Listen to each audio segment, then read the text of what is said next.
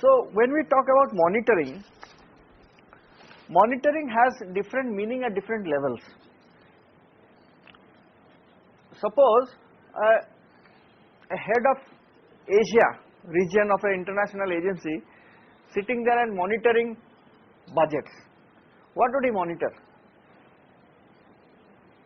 A large donor agency funding 150 projects in South Asia.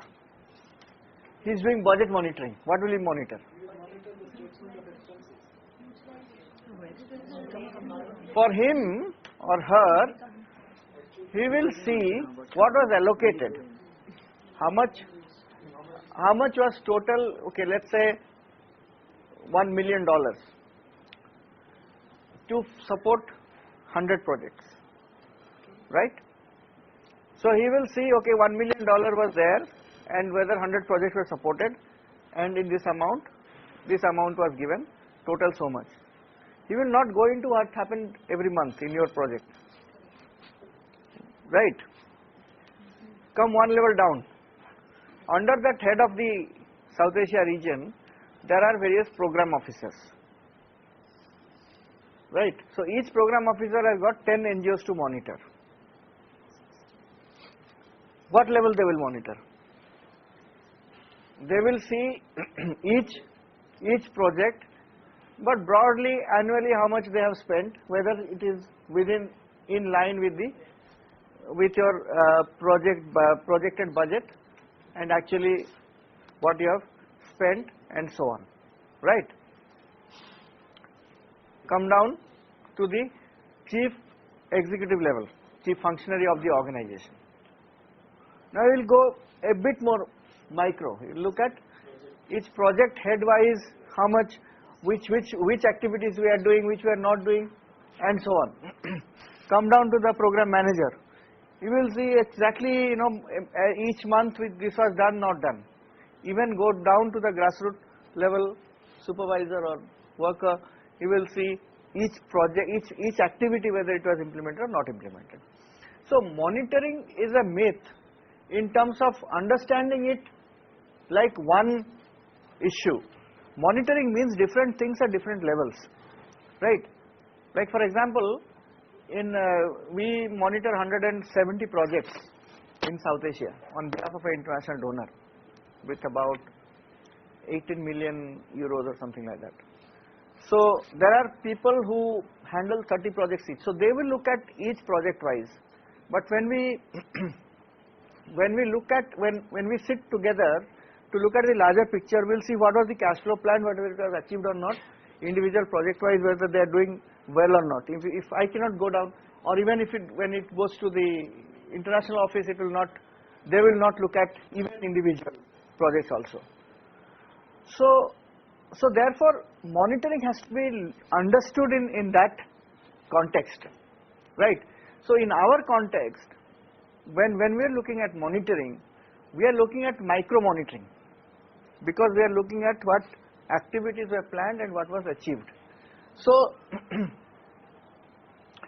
therefore what was proposed, what was the project proposal, and what was the narratives to the proposed budget, what was agreed upon in the grant agreement and the MOU that we have signed up. Because you remember in the morning we talked about restricted grant. So these are restricted grants, and if they are not restricted grants, then there are some income which the organization has earned, which also should be monitored, because at least institutionally within the organization we have also prepared a budget of how we will utilize it, right? So therefore either way it needs to be monitored. So understanding the budget is very important. Budget heads and subheads. I was showing you about those 10 teachers and then 8 teachers. 10 teachers 800 and 8 teachers 1000. So basically we need to understand that budget monitoring means even activities which were planned to be implemented within that budget, and even tracking the budget on the basis of planned activities. And so once we have the budget, if you have made a monthly budget, then you know exactly how much will be spent on a monthly basis. Then what you do is that you put actual expenditure. That could be also a tracking sheet for you, for the organization, right? So you have the budget and then actual expenditure incurred so much. So therefore you can see where you are going, whether the activity was held or not held, and how much was spent, and so on. So budget, planned activities, budgeted expenditure, actual activities, and actual expenditure. And then of course the budgetary control towards the end, when we look at the comparison to actuals with the budgeted figures, and the corrective actions need to be taken on deviations, extension of project, budget revision, etc. can be done. So one of the things that we need to remember in budget is that there is always an understanding that the actually what will be spent may not be exactly what was planned. So some donors allow variances, up to 10% you can, within the budget heads you can go for variations. Some donors say 20%, but it all depends, from donor condition to donor conditions. And please understand also that if a variation between what was projected and was spent, it is not that you have failed. It just says that you are human. So nobody is expecting you to match pi to pi. Let's look at budget monitoring. The difference is minimal or difference is large.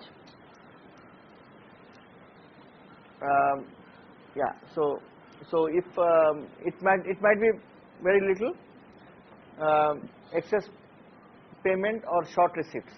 So difference is large because of two reasons.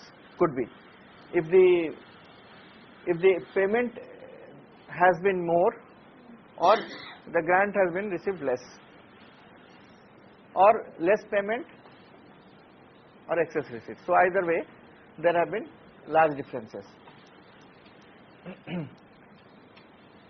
So in type 1 difference, which is minimal difference, then you have by and large achieved your target or budget. In case of type 2, it is overspent or income has been less.